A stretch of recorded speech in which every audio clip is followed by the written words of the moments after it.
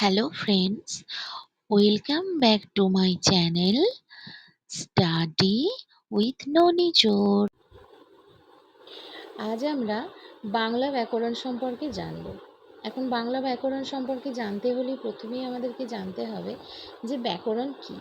ব্যাকরণ হলো এমন একটা বই যা আমাদেরকে কোনো ভাষার সঠিক নিয়মকানুন জানতে সাহায্য করে, ভাষার সঠিক ব্যবহার জানতে সাহায্য করে।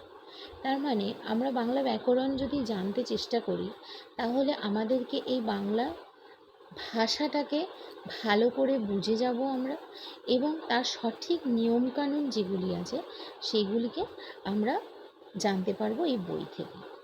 এখন প্রশ্ন জাগতেই পারে যে হঠাৎ করে আমরা বাংলা ভাষায় কথা বলি, আমরা বাংলা ভাষাভাষী মানুষ, তাহলে আমাদেরকে এই ব্যাকরণ বই পড়ে এদের নিয়মকানুন বা এই ভাষাটিকে জানতে হবে কেন? হ্যাঁ, অবশ্যই জানতে হবে। এর একটা প্রয়োজনীয়তা তো অবশ্যই রয়েছে, কারণ বাংলা ব্যাকরণ জানতে হলে বাংলা ভাষাকে যদি ভালো করে বুঝতে আমরা চেষ্টা করি তাহলে আমাদেরকে বাংলা ব্যাকরণ অবশ্যই পড়তে হবে।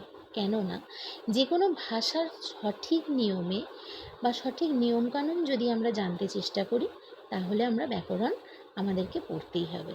অর্থাৎ আমরা প্রয়োজনীয়তা হিসাবে বলতেই পারি প্রথমে যে কোনো ভাষার সঠিক নিয়ম কানুন জানতে পারবো আমরা এই ব্যাকরণ পড়ে, সঠিকভাবে ভাষাকে ব্যবহার করতে পারবো।